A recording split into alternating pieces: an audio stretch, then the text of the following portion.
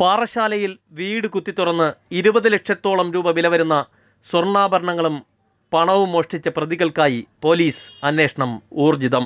മോഷണ ദിവസം സ്കൂട്ടറിൽ ഹെൽമറ്റ് ധരിച്ച് കറങ്ങി നടന്ന 2 പേരെ കേന്ദ്രീകരിച്ചും പോലീസ് അന്വേഷണം ആരംഭിച്ചിട്ടുണ്ട്. ഒന്നിലേറെ തവണ ഹെൽമറ്റ് ധരിച്ച് രാത്രിയിൽ സ്കൂട്ടറിൽ ഈ പ്രദേശം കേന്ദ്രീകരിച്ച് ഇവർ കറങ്ങി നടന്നതാണ് പോലീസിന് സംശയം ഏറിയത്. പാറശാല തോട്ടിൻകരയിൽ പൂമുഖത്ത് അനിലിൻ്റെ വീട്ടിലായിരുന്നു മോഷണം നടന്നത്. തിരഞ്ഞെടുപ്പ് പ്രചരണത്തിന് ശേഷം അനിലും ഭാര്യയും വീട് പൂട്ടി മകളുടെ വീട്ടിലായിരുന്നു ഉറങ്ങാനായി പോയത്. പുലർച്ചെ വ്യായാമം ചെയ്യുന്നതിനായി വീട്ടിലെത്തിയപ്പോഴായിരുന്നു മോഷണ വിവരം പുറത്തറിയുന്നത്. മുൻവാതിൽ തകർത്ത് അകത്ത് കയറിയ മോഷ്ടാക്കൾ അലമാര കുത്തിത്തുറന്നായിരുന്നു കവർച്ച നടത്തിയത്. മാല, മോതിരം, കമ്മൽ, വളയുൾപ്പെടെ 13 പവനിലധികം സ്വർണവും മോഷ്ടിച്ചു.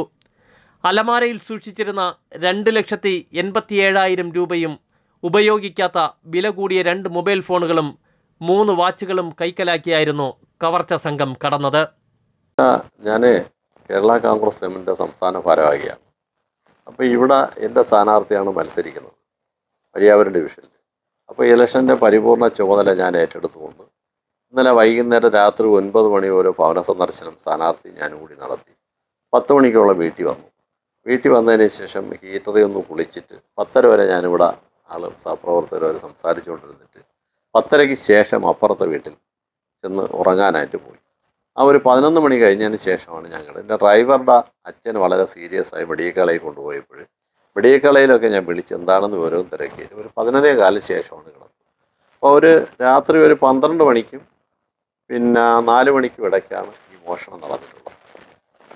എൻ്റെ ഒരു ജന്മം അച്ഛനും അമ്മയും ഒക്കെ ജീവിച്ചിരുന്ന കാലത്ത് ഇന്നേ വരെ ഈ വീട്ടിനകത്ത് ഒരു മോഷണവും നടന്നിട്ടില്ല. ചരിത്രത്തിൽ ആദ്യമായിട്ട് വീട് തുറന്നിട്ടിട്ടാണ് കിടന്നാലും ആരും വരില്ല. കാരണം രാത്രിയും പോലും ഒരുപാട് ആളുകൾ ഈ വീട്ടിൽ വരുന്നതാണ്. എത്രയോ കാലം കൊണ്ട് രാഷ്ട്രീയ പ്രവർത്തനമുള്ളതും ഉയർന്ന സമിതികളിലിരുന്നതും എത്രയോ പ്രാവശ്യം കോർപ്പറേഷൻ്റെ ചെയർമാനും ബോർഡ് മെമ്പറൊക്കെ ആയിരുന്ന ആളാണ്. അപ്പോൾ ഇത്രയും 100 കണക്കിന് ആളുകൾ ഇവിടെ വരുന്നതാണ്. അപ്പോൾ ഇവിടെ ആര് വരുന്നു എന്ന് ആരും ശ്രദ്ധിക്കാറില്ല. കാരണം എപ്പോഴും രാഷ്ട്രീയ പ്രവർത്തകൻ്റെ വീട്ടിലാകുമ്പോൾ ആളുകൾ വന്നുകൊണ്ടിരിക്കുക. രാത്രി ഞാൻ വരുമ്പോൾ 12 മണി, ചിലപ്പോൾ 1 മണിയൊക്കെ ആവും.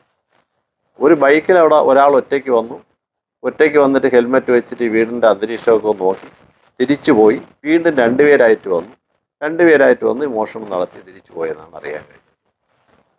അപ്പോൾ തന്നെ ഞാൻ ഉന്നതനായ പോലീസ് ഉദ്യോഗസ്ഥന്മാരെ വിളിച്ചറിയിച്ചു. രാവിലെ Parassala sub inspector, circle inspector, Neyyattinkara DYSP, പിന്നെ ഡോഗിൻ്റെ സ്ക്വാഡ്, ഫിംഗർ പ്രിൻ്റ് ബ്യൂറോ, പോലീസിൻ്റെ എല്ലാ സംവിധാനങ്ങളും അവർ ഉപയോഗിച്ച് കള്ളനെ പിടിക്കാൻ വേണ്ടിയുള്ള ശ്രമത്തിലാണ് നടക്കുന്നത്.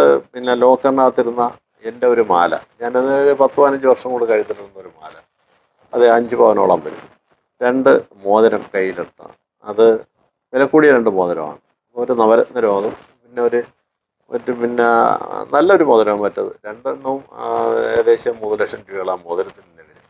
5 പവൻ്റെ ഒരു മാല പോയി. പിന്നെ ഇതിനകത്തിരുന്ന ഒരു 5-6 പവൻ്റെ സാധനം അത് പോയി. ലോക്കറിനകത്തിരുന്ന 2,87,000 രൂപ പോയി. പിന്നെ ഉപയോഗിക്കാതിരുന്ന 2 മൊബൈൽ ഫോണുകൾ പോയി.